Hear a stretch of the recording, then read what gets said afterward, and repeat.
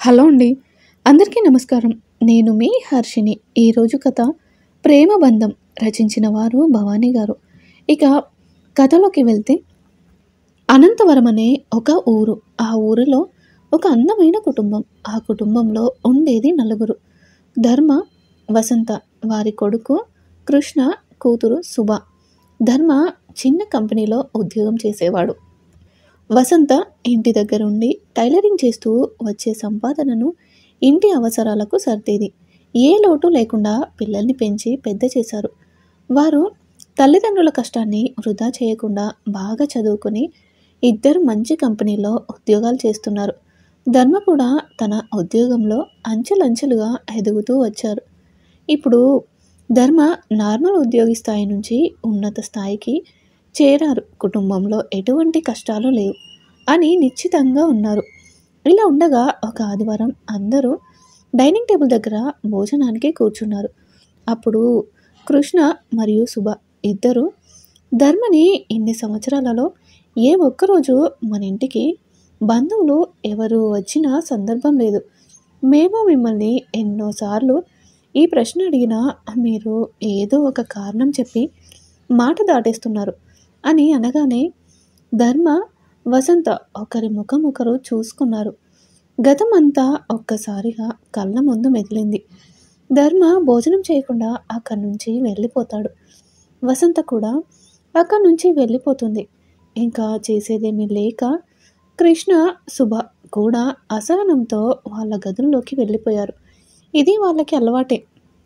ఎప్పుడు ఈ విషయం గురించి మాట్లాడినా ఇలాగే జరుగుతుంది. ఇక వాళ్ళు కూడా అడగడం మానేశారు. ఒకరోజు ధర్మ, వసంత ఏదో చెప్పాలని కృష్ణ, సుభని హాల్లోకి పిలుస్తారు. ఏంటి నాన్న పిలిచారు అని ఇద్దరు అడుగుతారు. అప్పుడు ధర్మ వాళ్ళతో ఇప్పటి వరకు మేము మీకు ఎంత స్వేచ్ఛ ఇచ్చినా కూడా మీరు మమ్మల్ని గౌరవించి ఎటువంటి తప్పులు చేయకుండా ఉన్నారు. అలాగే మీ జీవితంలో ప్రేమ అనే పదానికి చోటు ఇవ్వలేదు. దానికి మేము చాలా అదృష్టవంతులం. ఈ రోజుల్లో మీలాంటి వాళ్ళు చాలా అరుదుగా ఉంటారు. కాబట్టి మేమేం చెప్పాలనుకుంటున్నామంటే మీరు ఎవరినైనా ప్రేమిస్తే మాతో ధైర్యంగా చెప్పండి. మాకు ఎటువంటి అభ్యంతరం లేదు అని చెప్తారు. అది విన్న వాళ్ళు నవ్వుకొని అయ్యో నాన్న, మేము ఎవరినైనా ఇష్టపడితే చెప్పకుండా ఉంటామా? ఇప్పటి వరకు మాకు ఎటువంటి ప్రేమ వ్యవహారాలు లేవు. ఒకవేళ ఎవరినైనా ఇష్టపడితే తప్పకుండా చెప్తాము అని భరోసా ఇచ్చారు. ధర్మ, వసంత ఆనందంగా లోపలికి వెళ్తారు. కొన్ని రోజులు గడిచాయి. ఒకరోజు సుభకి అనుకోని సంఘటన ఎదురవుతోంది. సుభ వర్క్ పూర్తి చేసుకుని ఇంటికి వెళ్ళడానికి వెహికల్ పార్కింగ్ ప్లేస్కి వెళ్తుంది. అక్కడ తన కోసం ఆఫీస్ ఓనర్ కొడుకు అర్జున్ వెయిట్ చేస్తూ ఉంటాడు. సుభని చూసి నవ్వుతూ మీతో కొంచెం సేపు మాట్లాడాలి అంటాడు. దానికి సుభ కంగారుగా ఏమైంది సార్, వర్క్లో నా వల్ల ఏమైనా మిస్టేక్ జరిగిందా, అది చెప్పడానికి మిమ్మల్ని పంపించారా అని ఇంకా ఏదో చెప్పబోతుంటే ఆపి కాసేపు నన్ను మాట్లాడనిస్తారా? మీరేం కంగారు పడకండి. నేను చెప్పేది ఆఫీస్ విషయం కాదు. రేపు ఆదివారం కదా, ఎలానో హాలిడేనే కదా, సో మన ఆఫీస్ పక్కనున్న గుడికి రండి, అక్కడ చెప్తాను సరేనా అంటాడు అర్జున్. సరే సార్ అని అక్కడి నుంచి వెళ్ళిపోతుంది. సుభకి ఏమీ అర్థం కాలేదు. అంత ఆస్తికి వారసుడు తాను నాతో ఏం మాట్లాడాలో ఏమీ అర్థం కావట్లేదు అనుకుంటూ ఇంటికి చేరుతుంది. బైక్ పార్క్ చేసి కాళ్ళు కడుక్కొని ఇంట్లోకి వెళ్తుంది. రాగానే వసంత ఈరోజు ఆలస్యమైంది, ఆఫీస్లో వర్క్ ఎక్కువ ఉందా అమ్మా అని అడుగుతుంది. దానికి శుభ కాదమ్మా, ఎప్పుడూ లేనిది ఈరోజు సాయంత్రం మా బాస్ వాళ్ళ అబ్బాయి నాతో ఏదో మాట్లాడాలి అని రేపు మా ఆఫీస్ పక్కనున్న గుడికి, అదే నేను ప్రతి శుక్రవారం వెళ్ళే గుడికి రమ్మని చెప్పారు అని చెప్తుంది. ఒక్క క్షణం వసంత ఆలోచించి సరే శుభ, వెళ్ళి విషయం ఏంటో కనుక్కొనిరా అంటుంది. సరే అమ్మా అని భోజనం చేసి వంటగది సర్దుకొని వెళ్ళి పడుకుంటారు. ఆదివారం ఉదయం శుభ ఉదయాన్నే లేచి రెడీ అయ్యి అమ్మా నేను గుడికి వెళ్ళొస్తానని చెప్తుంది. వసంత సరే అమ్మా అని వంటగదిలో నుండి బయటకు వస్తుంది. ధర్మ అప్పుడే లేచి హాల్లోకి వస్తాడు. ఈరోజు ఆదివారం కదా, ఆఫీస్ లేదు, మరి అమ్మాయి అంత హడావుడిగా ఎక్కడికి వెళ్తుంది అని అడుగుతాడు. అప్పుడు వసంత జరిగిందంతా ధర్మకి చెప్తుంది. ధర్మ ఆశ్చర్యంగా, అంత ఆస్తిపరుడు మన అమ్మాయితో ఏం మాట్లాడతాడు అంటాడు. అప్పుడు వసంత వచ్చాక ఆ అమ్మాయి చెప్తుందిలేండి అని వంటగదిలోకి వెళ్తుంది. శుభ గుడికి వెళ్ళి గుడంతా అర్జున్ కోసం వెతుకుతుంది. అలా వెతుక్కుంటూ అర్జున్ ఉన్న ప్లేస్కి వెళ్ళి ఒక క్షణం అక్కడ ఉన్న విగ్రహాన్ని చూస్తూ ఉండిపోతుంది. అది శివపార్వతుల విగ్రహం. శివుణ్ణి చాలా గుడులలో లింగాకారంలో పూజిస్తారు, కానీ ఈ గుడిలో ప్రత్యేకత శివపార్వతులు విగ్రహ రూపంలో ఉండడమే. శుభకి ఆ విగ్రహం అంటే చాలా భక్తి. అందుకే తన గుడికి వచ్చిన ప్రతిసారి ఆ విగ్రహం దగ్గర ఎక్కువ సమయం కేటాయిస్తుంది. అర్జున్ శుభని చూసి, హాయ్ శుభగారు, మర్చిపోకుండా గుర్తుపెట్టుకుని వచ్చినందుకు చాలా థ్యాంక్స్ అని అంటాడు. అప్పుడు శుభ, మీరు మా ఆఫీస్ ఎండి కొడుకు అని గౌరవంతో వచ్చాను. ఇక్కడికి నన్ను ఎందుకు రమ్మన్నారు, ముందు ఆ విషయం చెప్పండి అని అడుగుతుంది. సరే రండి, ఇలా వచ్చి కూర్చోండి అంటాడు. శుభ మాట్లాడకుండా అర్జున్ వెనకే వెళ్ళి కూర్చుంటుంది. ముందుగా మీరు నేను చెప్పేది విని కంగారు పడకండి అంటాడు. శుభ అయోమయంగా అర్జున్ని చూస్తుంది. అర్జున్ శుభను చూస్తూ, నాకు ప్రేమ మీద పెద్ద నమ్మకం లేదు, కానీ అలాంటి నన్ను మీరు మార్చేశారు అని నవ్వుతాడు. అర్థం కాలేదు కదా, సరే వివరంగా చెప్తాను వినండి. నేను ఈ గుడికి మీలానే ప్రతి వారం మా అమ్మతో కలిసి వస్తాను. అనుకోకుండా ఒకరోజు ఈ గుడిలో మిమ్మల్ని చూశాను. మీరు పూజ ముగించుకొని ఆ శివపార్వతుల దగ్గర దీపం వెలిగించి చాలా సమయం అక్కడ గడిపారు. అంతకుముందు మా డాడీ ఎన్నిసార్లు పిలిచినా ఆఫీస్కి రాని నేను సరదాగా ఆఫీస్ చూద్దామని వచ్చాను. ఆ రోజు మీరు ఆఫీస్లో కనిపించారు. గుడిలో మిమ్మల్ని చూసిన దగ్గర నుంచి మీ గురించి ఆలోచనలే, మళ్ళీ ఎప్పుడు మిమ్మల్ని చూస్తానో అని. అలాంటి పరిస్థితుల్లో ఉన్న నేను ఆఫీస్లో మిమ్మల్ని చూసి నమ్మలేకపోయాను. అప్పుడు అర్థమైంది, నేను నా జీవితంలో మిమ్మల్ని తప్ప ఇంకెవ్వరిని ఊహించుకోలేను అని. లవ్ ఎట్ ఫస్ట్ సైట్ అంటారు కదా, అంది. ఏంటో నాకు మిమ్మల్ని చూసాకే అర్థమైంది. కొన్ని రోజులు ఆఫీస్లో మీకు తెలియకుండా మీ వెనకే తిరిగాను. అది చూసిన డాడీ విషయం ఏంటి అని అడిగారు. ఇంటికి వెళ్ళాక చెప్తా అని మమ్మీ డాడీకి విషయం అంతా చెప్పాను. ఆఫీస్లో నీపై డాడీకి గుడ్ ఇంప్రెషన్ ఉంది. చాలాసార్లు నీలాంటి అమ్మాయి కోడలుగా రావాలని కోరుకున్నారంట. మమ్మీ కూడా గుడిలో నేను చూసి అలాగే అనుకుందంట. ఒకరికి తెలియకుండా ఒకరు నువ్వే ఇంటి కోడలుగా రావాలని కోరుకున్నారు. దేవుడు విన్నాడేమో, అందుకే నిన్ను నేను ప్రేమించేలా చేశాడు. మమ్మీ డాడీ మీ ఇంటికి వచ్చి మీ పేరెంట్స్తో మాట్లాడతామన్నారు. నేనే మీకు ప్రపోజ్ చేసి మీ నిర్ణయాన్ని తెలుసుకున్న తర్వాత మాట్లాడండి అని చెప్పాను. ఇప్పుడు చెప్పండి శుభగారు, నన్ను పెళ్లి చేసుకోవడం మీకు ఇష్టమేనా అని అడుగుతాడు. శుభ ఒక్క క్షణం ధర్మ మాటల్ని గుర్తు చేసుకుంటూ, ఎవరినైనా ప్రేమిస్తే మాతో చెప్పండి, మాకు ఎటువంటి అభ్యంతరం లేదు అన్న మాటలు శుభకి మళ్ళీ వినిపిస్తాయి. అర్జున్తో, శుభ మీరు చెప్పాల్సింది చెప్పేశారు. ఇప్పటి వరకు మీరు చెప్పిందంతా విని నాకు నిజంగా ఆశ్చర్యం కలుగుతుంది. అయినా మీరు పద్ధతిగా అడిగారు కాబట్టి నేను మా ఇంట్లో చెప్పి నా నిర్ణయాన్ని చెప్తాను. ఇక నేను వెళ్తాను అంటుంది. సరే అంటాడు అర్జున్. శుభ ఇంటికి వచ్చిన మనసంతా గందరగోళంగా ఉంది. ఇప్పుడు ఈ విషయం ఇంట్లో ఎలా చెప్పాలి అని సోఫాలో ఆలోచిస్తూ ఉంటుంది. ఇంతలో వసంత్ వచ్చి, వచ్చావా శుభ, ఇదిగో మంచినీళ్ళు తాగు అని ఇచ్చి వెళ్ళి కలిసావా అని అడుగుతుంది. శుభ ఒక్క క్షణం మౌనంగా ఉండి, అన్నయ్య నాన్నగారు ఇంట్లోనే ఉన్నారా అమ్మా అని అడుగుతుంది. వసంత, ఈరోజు ఆదివారం కదా, ఎక్కడికి వెళ్తారో, ఇంట్లోనే ఉన్నారు. అయినా ఎప్పుడూ లేనిది కొత్తగా అడుగుతున్నావేంటి శుభ అని అంటుంది. ఒక నిమిషం ఆగమ్మా అని లోపలికి వెళ్ళి ధర్మ కృష్ణని తీసుకొని సోఫాలో కూర్చోబెడుతుంది.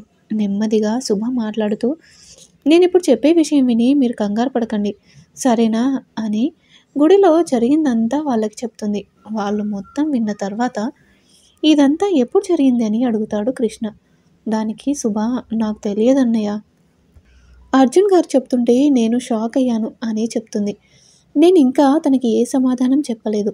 మీ నిర్ణయం ఏదైనా నేను ఒప్పుకుంటాను, కానీ ఒక్క విషయం నాన్న, మనం ప్రేమించే వాళ్ళకంటే మనల్ని ప్రేమించే వాళ్ళు దొరకడం మన అదృష్టమని మీరు మాకు చాలాసార్లు చెప్పారు. అర్జున్కి అంత ఆస్తి ఉన్నా కూడా నన్ను ప్రేమించడం నా అదృష్టమే కదా నాన్న.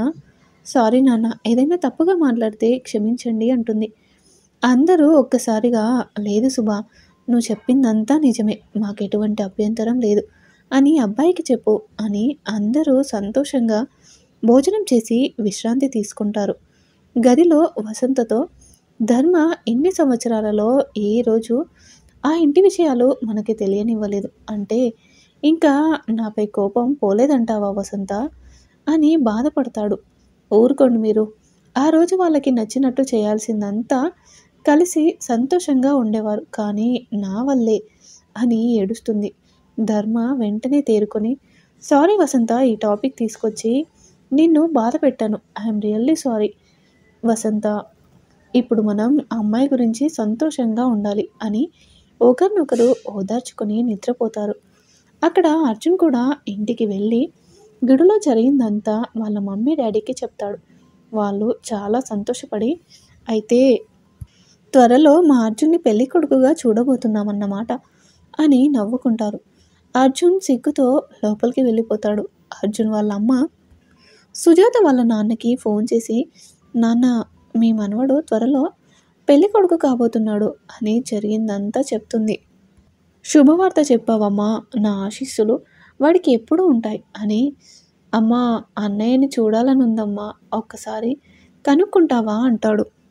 నాన్న, మీరేనా అని సుజాత వచ్చే కన్నీరును ఆపుకొని, సరే నాన్న, ఇన్నాళ్ళకి నాకు విముక్తి ప్రసాదించారు మీ మాటతో అని కాసేపు మాట్లాడి ఫోన్ పెట్టేస్తారు. సుజాత గదిలో భర్తతో జరిగిందంతా చెప్తుంది. అయితే వచ్చే కోడలు అదృష్టవంతురాలు సుశీల, ఇన్నాళ్ళకి మీ నాన్నగారి మనసు మారింది అంటే చాలా సంతోషంగా ఉంది. సుశీల భర్తని చూస్తూ, అవునండి, ఆ రోజు నాన్నకిచ్చిన మాటను మీరు లేక ఇన్నాళ్ళు అన్నయ్యకి దూరంగా ఉన్నాను. అసలు ఆ రోజు అన్నయ్యను నాన్న క్షమించి ఉంటే ఇన్ని రోజులు నాకు ఈ మనోవేదన ఉండేదా? కనీసం అన్నయ్య అయినా అర్థం చేసుకోవచ్చు కదా అని బాధపడి, ఇప్పుడు నేను వెళ్ళి అన్నయ్య ముఖం చూసి మాట్లాడలేను, అందుకే శాస్త్రి గారితో కబురు పంపిస్తాను, అన్నయ్య తప్పకుండా వస్తాడు, ఆ నమ్మకం నాకుంది అని ఆ తర్వాత అన్నయ్యని తీసుకొని అర్జున్ పెళ్లి గురించి మాట్లాడడానికి వెళ్దాం. అమ్మాయి ఫోన్ చేసిందంట అర్జున్కి. వాళ్ళ ఇంట్లో ఒప్పుకున్నారు, మంగళవారం మంచి రోజు అని రమ్మని చెప్పారు అంట అని భర్తతో చెప్పి తర్వాత ఇద్దరూ నిద్రపోతారు. అక్కడ ధర్మకి మనసులో ఏదో తెలియని అలజడి. ఒక్కసారిగా గతం కళ్ళ ముందు మెదిలింది. తన కాలేజ్లో చదువుకుంటున్న రోజుల్లో వసంతని ప్రేమిస్తాడు. వసంతకి ఎవరూ లేరు, చాలా కష్టపడి ఆశ్రమంలో ఉండి చదువుకుంటుంది. తను కూడా ధర్మని ప్రాణం కంటే ఎక్కువగా ప్రేమిస్తుంది. అలా వాళ్ళ చదువు పూర్తయ్యేసరికి ఒకరిని విడిచి మరొకరు ఉండలేని స్థితికి చేరుకుంటారు. అయితే ధర్మ వసంతని ఇంటికి తీసుకుని వెళ్ళి తన తండ్రిని పెళ్లికి ఒప్పించాలి అనుకుంటాడు. కానీ భూషణం అంటే ధర్మ తండ్రి అప్పటికే ధర్మకి వేరే అమ్మాయితో పెళ్లి చేయాలని వాళ్ళకి మాటిస్తాడు. ఇవేమీ ధర్మకి తెలియకపోవడంతో వసంతని తీసుకొని ఇంటికి వెళ్తాడు. కానీ అప్పటికి భూషణం గారు నిశ్చితార్థానికి ముహూర్తం పెట్టడానికి శాస్త్రి గారితో మాట్లాడుతూ ఉండగా నాన్న అనే పిలుపు విని ధర్మ వైపు చూస్తారు. పక్కనున్న వసంతని చూసి, ఎవర్రా ఈ అమ్మాయి అని అడగగా, మేమిద్దరం ఒకరినొకరు ప్రాణంగా ఇష్టపడ్డాము, నేను తనని తప్ప ఇంకెవరిని పెళ్లి చేసుకోను అని మాటిచ్చాను, మీకు అభ్యంతరం లేకపోతే అని ఏదో చెప్పే లోపు, ఆపరా, నేను ఒకడిని ఉన్నానని మర్చిపోయావా, నీతో పెళ్లి చేస్తానని నేను నాకు కోడలుగా సరిపోయే అమ్మాయి కుటుంబానికి మాటిచ్చాను, మరి నా మాటను ఏం చేయమంటావు అని అడుగుతాడు. క్షమించండి నాన్న, నేను వసంతని తప్ప ఇంకెవ్వరిని నా జీవితంలోకి ఆహ్వానించలేను అని అంటాడు. అయితే ఒక్క విషయం ఆలోచించుకో, నీకు నీ కుటుంబం కావాలనుకుంటే నేను చెప్పిన అమ్మాయిని పెళ్లి చేసుకో, నీకు నీ ప్రేమ ముఖ్యం అనుకుంటే ఇక్కడి నుంచి వెళ్ళిపో, మళ్ళీ ఎప్పుడు మాకు కనిపించే ప్రయత్నం చేయకు అంటాడు. సుశీల నాన్న అని ఏదో చెప్పేలోపు, నా మాట కాదని నువ్వు వాడితో మాట్లాడడానికి ప్రయత్నిస్తే అది నా చివరి రోజు అవుతుంది అని హెచ్చరిస్తాడు.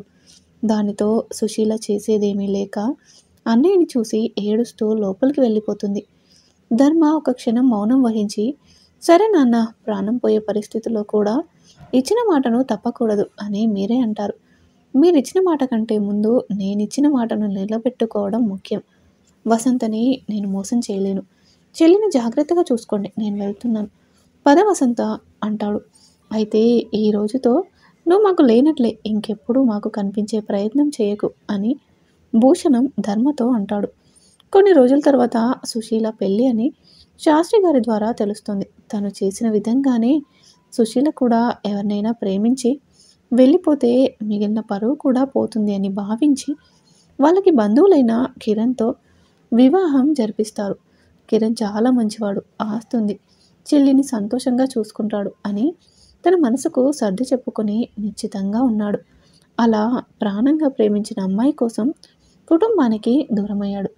ఏవండి ఏవండి అన్న వసంత పిలుపుతో ఒక్కసారిగా నిద్ర నుండి మేల్కొన్నాడు. ఏంటి వసంత, ఏమైంది అని అడగగానే, మీ గురించి శాస్త్రి గారు వచ్చారు, మీతో ఏదో అని చెప్పాలని తీసుకుని రమ్మని చెప్పి హాల్లో కూర్చున్నారు అని చెప్తుంది. ఇదంతా గమనిస్తున్న కృష్ణ శుభకి ఏమీ అర్థం కావట్లేదు. ధర్మ వెంటనే లేచి రెడీ అయ్యి హాల్లోకి వచ్చి శాస్త్రి గారిని పలకరిస్తూ, ఎలా ఉన్నారు శాస్త్రి గారు, అంతా బాగున్నారా అని అడుగుతాడు. అప్పుడు శాస్త్రి గారు, అంతా బాగున్నారు, నేను ఇక్కడికి వచ్చిన సందర్భం చెప్తే మీరు ఇన్ని సంవత్సరాలు వేచి చూసిన సమయం రానే వచ్చింది. స్వయంగా మీ నాన్నగారు మిమ్మల్ని తీసుకొని రమ్మని చెప్పారు. సుశీలమ్మ మీ దగ్గరకు రావడానికి ముఖం చెల్లక నన్ను పంపించారు. మీరు వస్తే ఇంటికి వెళ్దాం అని అంటాడు. సరే ఉండండి, ఇప్పుడే వస్తాను అని చెప్పి వసంత దగ్గరికి వెళ్ళి విషయం చెప్తాడు. వసంత చాలా సంతోషపడి, సరే ఇంకా ఆలస్యం చేయకుండా వెళ్ళిరండి అని పంపిస్తుంది. ధర్మ వెళ్ళిన తర్వాత ఇదంతా గమనిస్తున్న కృష్ణ, శుభ, అమ్మా ఇక్కడ ఏం జరుగుతుందో మాకు అర్థమయ్యేలా చెప్పు అని అడుగుతారు. అప్పుడు వసంత జరిగిందంతా చెప్తుంది. అందుకే మీరు ఎన్నిసార్లు ప్రశ్నించినా మౌనంగా ఉండడానికి కారణం ఇప్పుడు అర్థమైంది కదా మీకు అనగానే, అర్థమైంది. బంధువులు అనే పదం కూడా తెలియని వాళ్ళకి ఈ విషయం విన్న తర్వాత చాలా సంతోషపడతారు. సో ఇప్పుడు తాతగారు నాన్నని చూడాలని అనుకున్నారంటే త్వరలో మనల్ని కూడా రమ్మంటారు కదా అని అమాయకంగా అడిగింది శుభ. నాన్నగారు వస్తే కానీ తెలీదు అని వసంత వంటగదిలోకి వెళ్ళడానికి పైకి లేచేసరికి వెంటనే శుభ, అమ్మ రేపు అర్జున్ వాళ్ళు వస్తారన్నారు, గుర్తుంది కదా అని అంటుంది. గుర్తుందమ్మా అని వెళ్ళిపోతుంది. ధర్మ మరియు శాస్త్రి గారు భూషణం ఇంటికి వెళ్తారు. శాస్త్రి గారు లోపలికి రండి బాబు అనగానే, వద్దు నేను ఇక్కడే ఉంటాను, వెళ్ళి నాన్నగారికి నేను వచ్చానని చెప్పండి అని బయట కుర్చీలో కూర్చొని ఉంటాడు. శాస్త్రి గారు లోపలికి వెళ్ళి భూషణం గారితో ధర్మ వచ్చారని చెప్పగానే భూషణం, సుశీల, కిరణ్ ఆనందంగా బయటికి వస్తారు. భూషణం ధర్మని చూడగానే ఒక్కసారిగా తనని గుండెలకు హత్తుకుని ఏడుస్తూ, ఇన్ని సంవత్సరాలు నేను నిన్ను చూడకుండా ఎలా ఉండగలిగానురా ధర్మ అని బాధపడి, ఆ రోజు మీరు వెళ్ళిన తర్వాత చాలా బాధపడ్డాను. ఒక అనాథ అమ్మాయి కోసం కుటుంబానికి దూరమయ్యావు అనే కోపం ఇన్నాళ్ళు నీ మీద నాకున్న ప్రేమని కమ్మేసింది. ఇప్పటికీ నేను ఆలస్యం చేస్తే లాభం లేదని నిన్ను పిలిపించాను. నన్ను క్షమించు ధర్మ అని చెప్పగానే ధర్మకి కన్నీరు ఆగలేదు. వద్దు నాన్నగారు, అంత మాట అనకండి. మీరు నాకు క్షమాపణ చెప్పేంత తప్పు మీరేం చేశారు? గతంలో జరిగింది మాకు ఒక గుణపాఠం. అందుకే మా పిల్లల్ని మేము ఎటువంటి కట్టుబాట్లకు బందీలు కాకుండా పెంచాం. నేను, వసంత మిమ్మల్ని ఎప్పుడూ గౌరవిస్తాం అని చెప్పగానే సుశీల కూడా, నన్ను క్షమించన్నయ్య, నాన్నకిచ్చిన మాటను మీరలేక నీతో మాట్లాడాలనున్నా ఎప్పుడూ రాలేకపోయాను. నువ్వు కొన్ని రోజుల క్రితం శాస్త్రి గారిని కలిసావని చెప్పారు. అప్పుడే నువ్వు ఇక్కడే ఉంటున్నావని తెలిసింది. కానీ నేను నీ గురించి తెలుసుకునే ప్రయత్నం కూడా చేయలేదు. కానీ నిన్న రాత్రి నాన్న నీతో మాట్లాడాలి అని చెప్పినప్పుడు వెంటనే శాస్త్రి గారు గుర్తొచ్చారు. అందుకే అతనికి చెప్పి నీ అడ్రస్ కనుక్కొని నిన్ను పిలిపించాను. ఇన్ని సంవత్సరాలలో నిన్ను చాలా మిస్ అయ్యానన్నయ్య అని ధర్మని హత్తుకుంటుంది. ధర్మ కూడా, అవునమ్మా, నీ పెళ్ళి అని తెలిసి రావాలని చాలా ఆశపడ్డాను. కానీ ఇచ్చిన మాటను మీరలేక ఇన్నాళ్ళు మీకు దూరంగా ఉన్నాను అని బాధపడతాడు. ఇంతలో అందుకే కదా బావా, నీ చెల్లెలకి నువ్వు లేని లోటు తీర్చాలని నేను పెళ్ళికి ఒప్పుకున్నాను. చిన్నప్పటి నుంచి మీ ఇద్దరిని చూస్తూ వచ్చాను. నేను విదేశాల్లో చదువుకొని ఇక్కడికి వచ్చేసరికి నాకు మీ విషయం తెలిసింది. మీ విషయంలో అంతా అయిపోయింది, ఇంకా చేసేదేమీ లేదు. అందుకే సుశీల గురించి ఆలోచించే నేను పెళ్లి చేసుకున్నాను. ఇప్పటి వరకు మీ చెల్లికి ఏ లోటులు రాకుండా చూసుకున్నాను. అని అనుకుంటున్నాను. ఒక్క మీ విషయంలో తప్ప. ఇప్పుడు ఆ లోటు కూడా తీరిపోయింది అని అంటాడు. ధర్మ హఠాత్తుగా వచ్చి కిరణ్‌ని కౌగిలించుకొని thank you very much Kiran. Sorry బావ అనగానే అక్కడ వాతావరణమంతా ఆనందమయం అవుతుంది. ఈ సన్నివేశాన్ని చూసి ఇన్ని సంవత్సరాలలో ఏ ఒక్కరోజు భూషణం గారు ఇంత ఆనందంగా ఉండడం ఆ ఇంట్లో పనివాళ్ళు ఎవ్వరూ చూడకపోవడంతో అందరూ చాలా సంతోషపడతారు. సరే గాని బావా, నీకెంతమంది సంతానం అని కిరణ్ అడుగుతాడు. అప్పుడు ధర్మ, ఇద్దరు బావ, కృష్ణ, శుభ ఇప్పుడు జాబ్ చేస్తున్నారు. మరి మీకు అని అడగగానే సుశీల, ఒక్కడే కొడుకన్నయ్య. కానీ ఏం లాభం, నువ్వు కలిసేసరికి వాడు వేరొక అమ్మాయిని ప్రేమించాడు. మేము కూడా వాడికి ఓకే చెప్పేశాం. లేకపోతే నా మేనకోడల్ని నా కోడలుగా చేసుకునేదాన్ని. నాకు ఆ అదృష్టం లేదు అని అంటుంది. దానికి ధర్మ నవ్వి, కోడలు కాలేకపోతే ఏంటి, ఎప్పటికీ నీ మేనకోడలే కదా అని సుశీలతో అంటాడు. అయినా నేను నిన్ననే అమ్మాయికి మాట ఇచ్చేశానమ్మా. అమ్మాయిని చూసుకోవడానికి రేపే వస్తున్నారు. పోనీ మీరు నాతో వచ్చి దగ్గరుండి మీ మేనకోడల్ని రెడీ చెయ్యి అంటాడు. అయ్యో అన్నయ్య, నేను మిమ్మల్ని మాతో రమ్మని అడుగుదాం అనుకుంటున్నాను. రేపే మీ మేనల్లుడికి కూడా పెళ్లి చూపులు, మీరు వస్తే బాగుంటుంది అని అనుకున్నాం. కానీ విచిత్రంగా ఇద్దరికీ ఒకే రోజు పెళ్లి చూపులు జరగబోతున్నాయి. అవును, కనీసం నా మేనకోడలు ఫోటో అయినా చూపించు అన్నయ్య.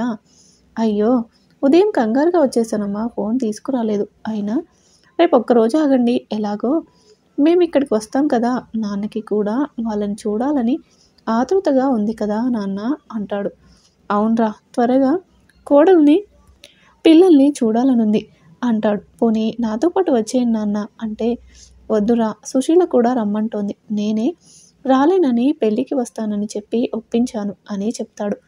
సరే నాన్న, మీ ఇష్టం అని చెప్పి ఇంటికి వెళ్తాను, మళ్ళీ వస్తా అని చెప్పి అక్కడి నుంచి వెళ్ళిపోతాడు. ఇంటికి రాగానే అందరూ ఆతృతతో ఎదురు చూస్తూ ఉన్న వారి ముఖంలో ఒక చిరునవ్వు కనిపిస్తుంది. ధర్మ కూడా సంతోషంగా జరిగిందంతా చెప్పి, మనం ఇన్ని సంవత్సరాలు ఎదురుచూపులు ఇప్పటికి నెరవేరుతుంది నాన్న, మనల్ని క్షమించారు. వసంత అమ్మాయి పెళ్లి విషయం అనుకున్న వెంటనే మనకి మంచి జరిగింది. ఇంకా మనకి అన్నీ శుభాలే. సరే వెళ్ళి పడుకోండి, పొద్దున మళ్ళీ పనులున్నాయి అని చెప్పి వెళ్ళి పడుకుంటారు. మంగళవారం ఉదయం ధర్మ వాళ్ళ ఇంటి ముందు కారు ఆగింది. కృష్ణ వాళ్ళని తీసుకుని రావడానికి బయటకు వచ్చి వారిని దగ్గరుండి లోపలికి తీసుకొని వెళ్తాడు. లోపలికి వెళ్ళగానే ధర్మని చూడగానే, అన్నయ్య నువ్వేంటి ఇక్కడ అని సుశీల ఆశ్చర్యంగా అడుగుతుంది. ధర్మ, ఇది నా ఇల్లే అమ్మా, అయినా నువ్వు ఇక్కడికి వచ్చావేంటి, ఈరోజు మీ అబ్బాయి పెళ్లి చూపులని చెప్పావు కదా అంటాడు.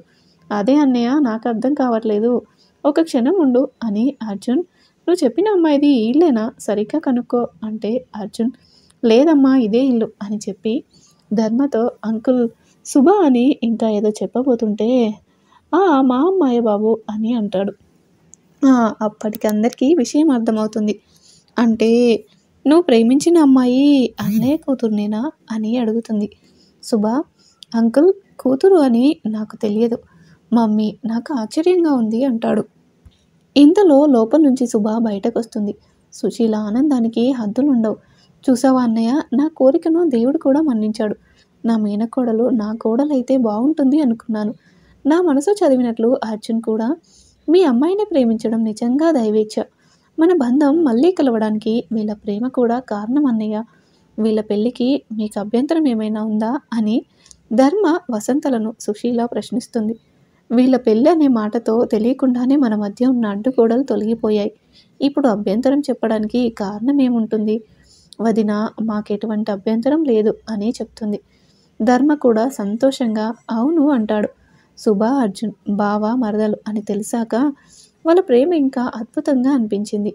ఎంతైనా రెండు కుటుంబాల మధ్య ఉన్న మనస్పర్ధలు వీళ్ళ పెళ్లి ప్రస్తావన జరిగిన తర్వాత తెలియకుండా తొలగిపోయి మళ్ళీ కలవడం అంటే అద్భుతమే కదా.